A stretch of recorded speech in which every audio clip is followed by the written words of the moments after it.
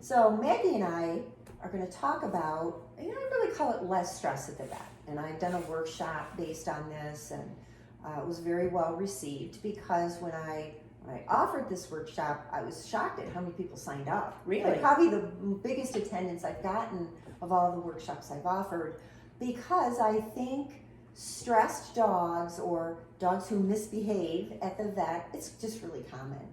And it's also something that people struggle with and they don't know what to do about it, or they feel embarrassed. Right, they're frustrated or embarrassed or both. Right. And I think it can get into some touchy subjects too, some areas that, we as dog professionals or, a dog mom, it's not my place to want to, offend somebody, but it's my job and my responsibility, with my own dogs, to give them the best experience that they can, and also make it training opportunities when I take them into the vet.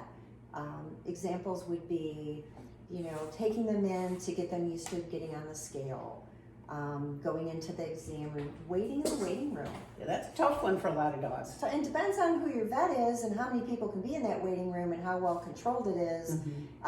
It can be chaos. And I know myself, when I go to the vet, sometimes staff at some clinics, in their attempt to be friendly, they undermined all my training. Literally all of it. And I've sat in waiting rooms all over Southeast Michigan, and watched people come in the door already struggling with a dog who's either just, over exuberant, or maybe they are afraid, or just, completely out of control. And all these people start trying to intervene. They don't really ask if you need help. They just, Fluffy's here. And I've literally observed staff almost rolling around on the floor playing with a dog, whipping them into a frenzy in the waiting room. Yes. Oh, it's okay. It's like being at Grandma's house. I don't mind if he jumps on me. I love dogs. Meanwhile, you've broken my dog. I know, you've untrained my dog. Thank you very much. And so, whether it's that or, the number two thing that makes me crazy is trying to get a dog on a scale to get their weight. And like I said, I sit in a lot of waiting rooms, different vet offices, and I'm not trying to pick on any vet clinic in particular. I won't mention any names. But, we walk the dog in and trying to get them on the scale, and maybe the dog has never been on a scale or afraid or whatever's going on, and you have now the team of people trying to prompt and cheer and drag and move and throwing food at him, and the circle's getting tighter and tighter and tighter around the dog, and you can just see, I can see, this dog's getting really uncomfortable, and everybody has just got their hands on him and talking, and leashes are pulling and collars are being grabbed. And all I want to say in that moment is, everybody step away from the dog. Back off. Step away from the dog and let his mom or dad just work through this. Because typically the dog is overwhelmed and it's got all this information coming at it, hands and talking and all kinds of stuff. And then the second piece is that everyone wants the dog to get on the scale and they have to sit down. I don't understand that sitting down. Now, I have not built the dog scale. I did not invent the dog scale, but I'm pretty sure that there's no requirement that a dog must sit to get an accurate weight. And I don't think that's the case. No. Yet there are probably dogs right now in the vet clinic. Sit, sit, sit, sit. And the dog, for many reasons, isn't sitting, for all kinds of reasons. And yet it's just, the chant, the sit chant just keeps happening. And so we have to think about, how do we, before we even get our dog into the vet, how can we set ourselves up for more success? Right, I think maybe we can just talk through it. First, get our dog into the vet. How do we do that? So what I tell people, what I do for myself is, first I get my dog ready. Meaning, if I have a young, exuberant dog, I make sure we go for a walk, or we play in the yard, or we burn off a little energy before we go marching into the vet office. So I have to have this buffer of time. Right. I can't roll out of bed, put them on a collar, and get in the car. Probably not going to go very well. So I get them prepped. If I have a dog that I already know is uncomfortable at the vet or fearful or nervous or whatever that might look like, then I'm going to be talking to my vet ahead of time and say, you know, do I need to use a natural supplement for anxiety? Do I need to, if it's severe enough, then I should be working with my vet to have medication. Right. So that I pre-medicate them in appropriate time to get them to the vet. You know, veterinary care, it's a mandatory part of their life. And Right, they're going to have to go gonna there. have to go, you know, I do not enjoy the dentist at all. I never have. He's never hit me or been mean to me or anything. I just don't like going to the dentist. So I have to kind of prepare myself. You know, my dog doesn't have that option to like calmly talk it out with someone. Right. So we just put him in the car and go. So it's all this prep that we can slowly talk to our vet. You know, Buster, he hates coming here. He's terrified. Okay, then we need to talk about this before they come to the vet. Burn off some energy. Then when I get to the vet office, I leave my dog in the car for 2 or 3 minutes. I walk in and I say to the staff, hey, I'm here with Fido. And when I come in with him, can everyone please just completely ignore him? And That's a good idea. And I never thought to do that. that. And I usually get, what? And not all the time, but they kind of look at me like, well, I don't really understand. And I say, you know, he gets so easily overexcited or anxious in this environment that the fewer people touching him and talking to him, the better. Because I'm going to come in with him and I'm going to find the quietest corner of this clinic out of the main lobby to sit in. And if you could please get us into a room as quick as possible. And a lot of vets do a great job. I think that's the total reasonable They request. cycle you out of that waiting room as quick as possible, and I've seen that has improved dramatically over the last 5 years.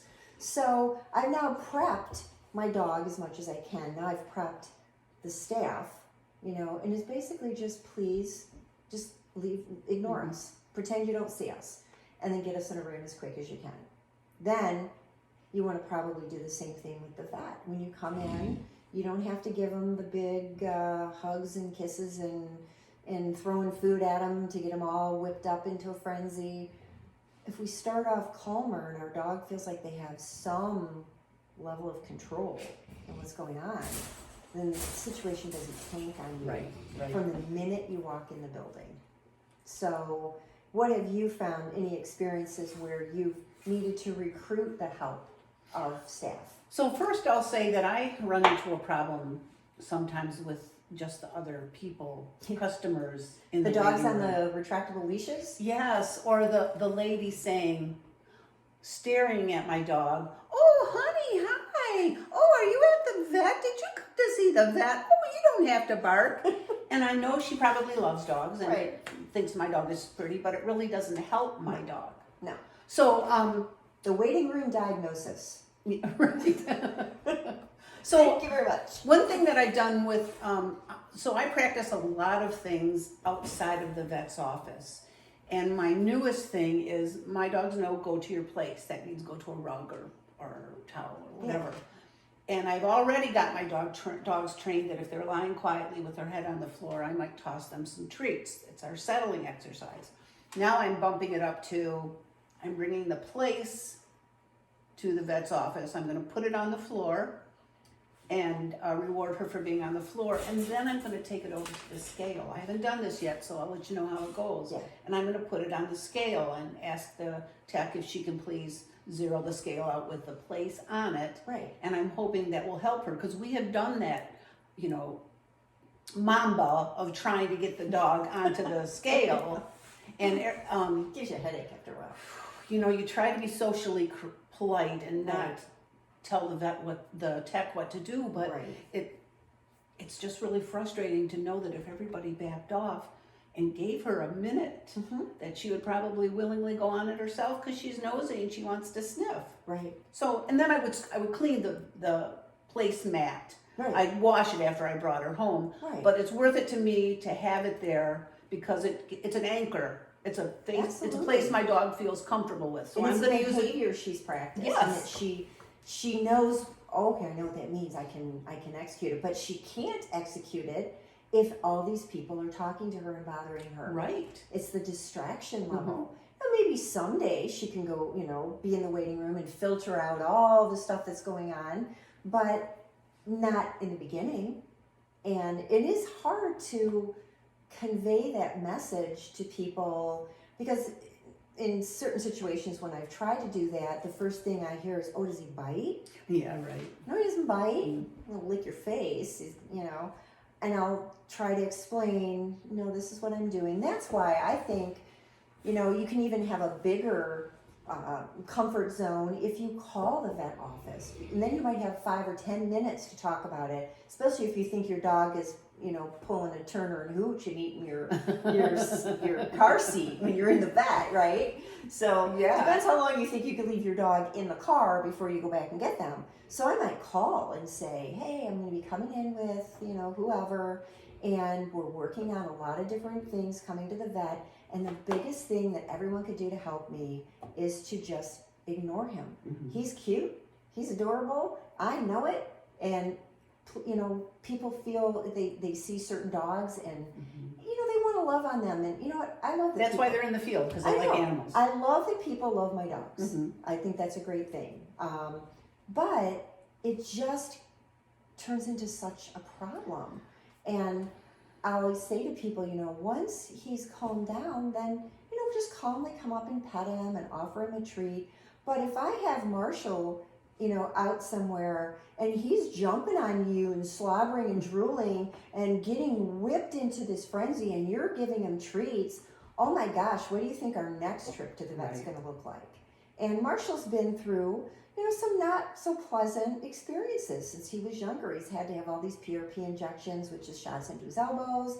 So he's had to go in and have blood draws and sedation and be separated from me for hours at a time. I don't think there's anything fun about it. And I know they took great care of him, but I see a little bit over the past couple months of him being a little antsy when we first get to the vet. And is it, he predicts shots, he predicts pain, he predicts I'm going to leave him there again. And so I've had to back up a little bit with him and get him in places and just get in the room and he settles down. If he's jumping or excited, I just say, just please, just stop interacting with him and ignore him. It's not going to offend me if you ignore my dog. Right. At all. At least not me. Maybe somebody else would be offended, but it doesn't offend me. I'm more frustrated if I'm standing there watching someone untrain my dog. Right. I almost want to send you a bill. Right. You're breaking my dog. Yeah, this is how much it cost me. Now I have to go back and fix this.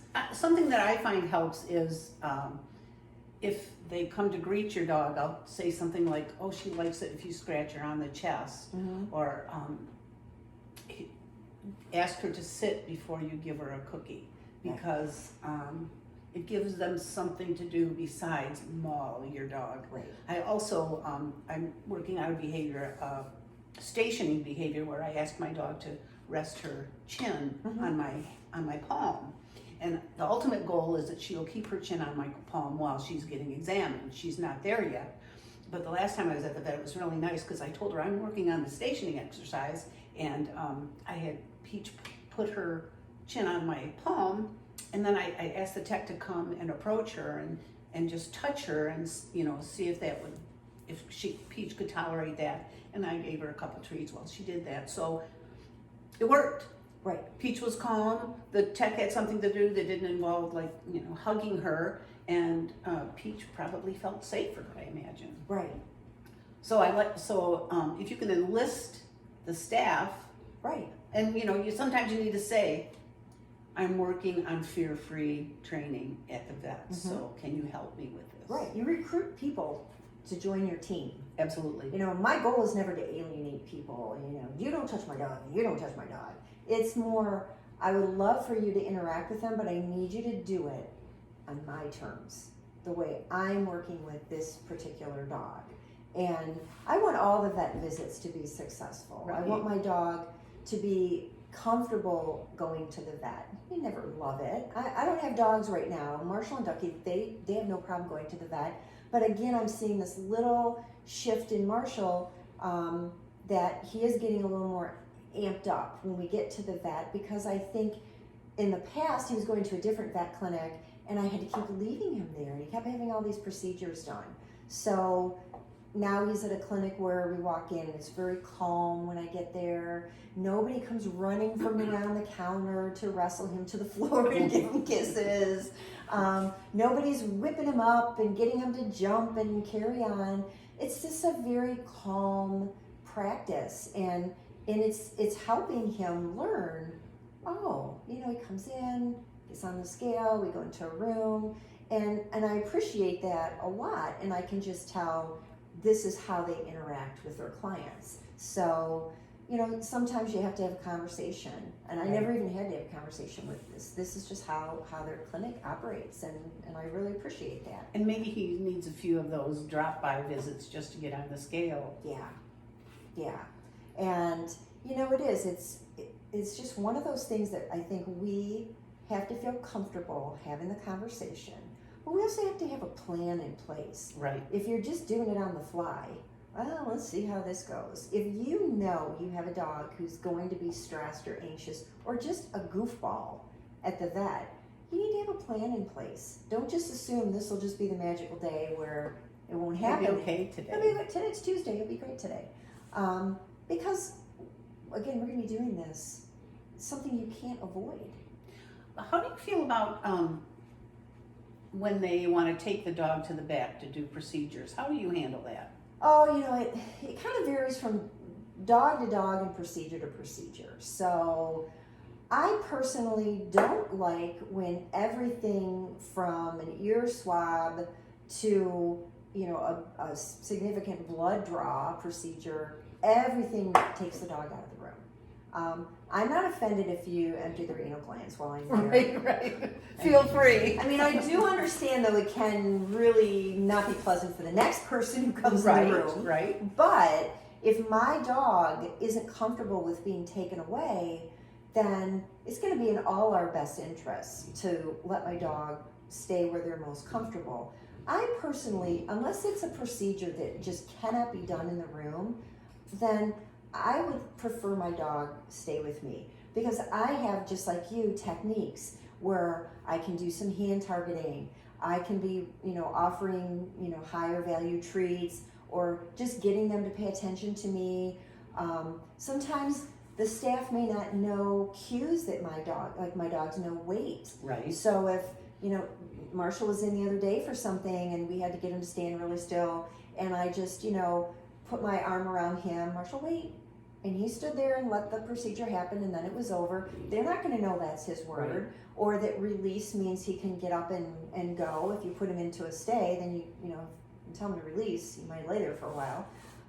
Yeah, my dogs even know give me your foot, so for a blood draw that might be Right. helpful. So maybe what we even need to think about is, you know, in our dog's file, having even some of the cues that they know. If you have a dog like Marshall who went in for multiple repeated procedures of these PRPs, I had to tell them, please write in his chart, you have to release him to come out of the crate, because they would have to draw his blood and then it would spin out in centrifuge or whatever it was called for an hour, so they would put him in a big crate. And I said, just put him in there while I go to sleep. Then they'd open up the door, and you've had this happen here sometimes. You open up his crate and he's just looking at you. And if you don't say release, if he's just sitting there looking at you and you realize, well, he doesn't know what to do in this situation, Right. he's going to sit there and stare at you. And so they're trying to get him out of the crate one day, and they said, oh, we think he's really worried. And I said, well, his word is release. And so the next time they did that, and they said, oh yeah, he popped right up. He came right out. Imagine that. So, you know, sharing some simple cues that your dog might know. Share with your vet. Here I think is the most important thing. We need to share serious concerns we have. I am concerned that my dog may be scared to the point where he might bite somebody. You can't be so uncomfortable or feel there's a stigma, or Right. they're going to put a big red X on your dog's file. I think we owe it to our veterinary professionals to give them that heads up that if pushed beyond the breaking point, and you may not know what his breaking point is, I think my dog could bite. Any dog can bite. Yes. Biting is not breed specific, it is species specific. Dogs bite. And Lassie could bite you just as easily as Cujo could bite you if they were scared, in pain, Sure. felt pressured. And so I had one dog who was terrified of the vet.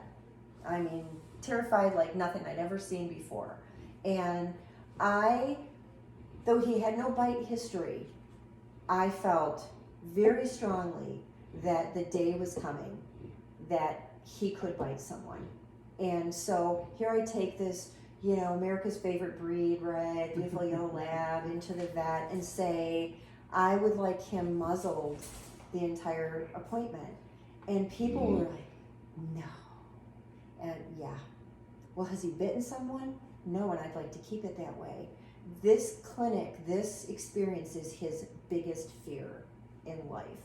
And so for his safety and for your safety, I want to muzzle I on think him that's reasonable. the whole time he's here. Mm-hmm. And so, sure enough, the next time I take him in, when I'm checking him in, the first thing someone says to me is, oh, I see he's got to wear a muzzle. Is he biting people? And No. I said, no, thanks to the muzzle, no, he's not. And I think it's stuff like that where we have to just see our dogs for who they are. I think I have a really scared dog, and we're pushing him to the breaking point, and let's just do all of us a favor and just not let it happen. And it was the best decision I ever made, because I knew it was just not if, it was when. Now, in that case, did you desensitize him to a muzzle at all? I did. I got him comfortable putting it on, taking it off, wearing it for 30 seconds and then a minute, and then eventually up to 10 minutes. Uh-huh. I never anticipated he'd have to wear it more than 10 or 15 minutes unless they were going to sedate. And then if they sedate him, then obviously Right. it wasn't a problem. But I had to invest the time and to use the correct muzzle. Mm-hmm. A dog that you're really concerned could have a bite. You need to use a basket muzzle. You don't want to use a little cloth, bite you through that Velcro. sucker in a heartbeat. No, and it's Yeah, gonna- ooh, oh my gosh, you bit me. So, was it fun or easy to have to go in there and say, hey, these dogs don't bite somebody? No. As the dog trainer, Right. as It doesn't look good. as the dog behavior consultant, but the reality is, it's my responsibility Right. to keep him and everybody who has contact with him safe. And it's no crime that your dog is afraid at the vet. It's not How many people are personality smiling flaw. at the dentist? Right. I mean, really. You go in there and say, you're going to have a root canal tomorrow. You're not going to go, no way. Take me I'll take twice. two. Yeah, do both. We just need to acknowledge that the vet office, it triggers a lot of emotions in dogs. Some just super excited. I can say both Ducky and Marshall, they love going to their vet. That's good. They love their vets. They have no anxiety. They go in there, they're happy. They haven't met a person they don't like. But I still remember their dogs. Right. And they can decide after 6 years of going to the vet, okay, now I don't like so much. Right. That's the last time you're touching me like Yeah, I that. had that procedure, and when I woke up, man, it didn't feel good. Mhm. Or you did something to me that I didn't really like, and now I don't think I like you so much. So they're allowed to change their mind, Sure. and we have to. We all have a breaking point. Yeah, and I think there's a stigma. And so many vet offices are now trying to do fear-free Yes. vet visits. So ask your vet, are you using fear-free methods? Can you tell me about them? Is there something we can do with my dog? Right. How do you handle my dog if he won't let you trim his nails Right. or clean his ear back in that back room? Right. That's really important. Yeah. I mean, I understand the need to do things, efficiently. And if all the equipment you need is somewhere else and not where you are, I do understand that. But if I have a dog, a puppy especially, I want all their first visits to be positive. And I know him better than any vet's ever going That's to know correct. him or any tech. And there's nothing against vets or techs. But I know this dog. I live with this dog. So I want to read his body language. I want to be part of that. He trusts me. He might like you, but he trusts Right, me. and that's a very different thing. And it's very different. And so I always hope, and that's why I try to not have a 30-second, blurb with someone. I want to have a real legitimate conversation to build a relationship with my veterinary professionals to say, please don't ever be offended if I ask you not to pet my dog, or if I ask you not to feed him 25 treats, or if I ask you to keep your hands off him. Please don't be offended by that. Here's why I'm asking you. And I think that's where the disconnect might happen, is it just kind of builds up and then somebody snaps and like, just stop touching my dog. Right. Stop doing that.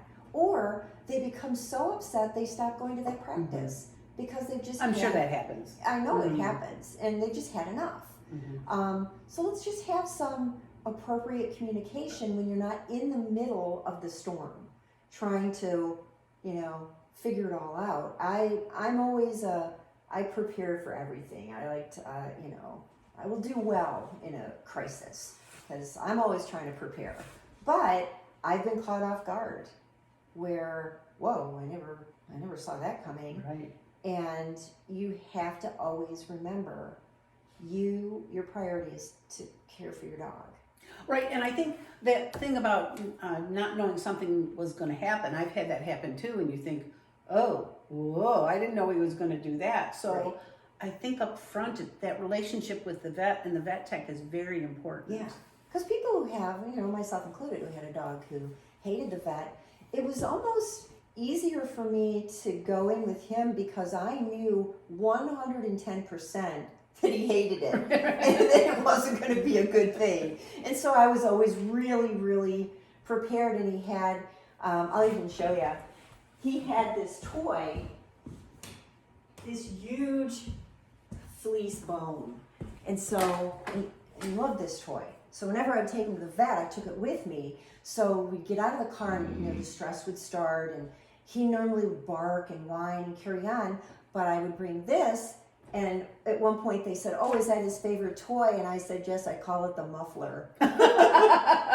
And it keeps his mouth very busy, doesn't it? It kept his mouth, and it drowned out a lot of the barking. Good. So it was really, but this was his comfort from home. Yes. Smelled like home. It smelled like his buddies that lived here. And it did, it helped. It didn't, That's a good idea. It didn't solve the problem. And I will tell people, when you take your puppy or dog to the vet, take a toy. But I will say, take something you can wash or bleach when you get home. Because if your dog is rolling around the bone on the waiting room floor in the exam room, picking up all those germs, and then you bring it home and they just keep doing it, you want to wash it. You want to bring the vet clinic germs home to your house. So I always took something, throw this in the washer and dryer when I got home. That's a really good idea. But I found my dogs are always very happily distracted to carry, like Marshall used to like to carry his swimming bumper, with the little rope hanging off of it. Because it just redirected whatever he was thinking onto his toy, and he could hold it and carry it around and show it off to everybody. And many times when dogs are acting all goofy and nervous, they don't know what to do with themselves. So it's really good that you help them figure out something to do. Here, this makes you happy. And so there are things we can do to prep for less stress at the vet. If you know your dog has problems, you have to have those conversations. Again, it might be pre-medicating if we're talking about severe issues. Thinking about toys, exercising them, making visits when you don't have an appointment. Gonna go in, get on the scale, sit quietly in the waiting room for a minute or two.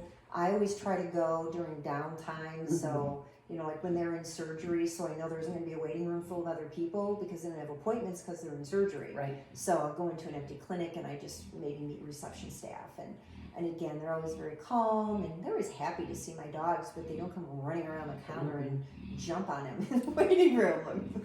I feel kind of overwhelmed, like, oh my God, don't do that. Yeah, no kidding. Yeah, it's a little bit much, but we all want to work together as a team, and I think we have to speak up.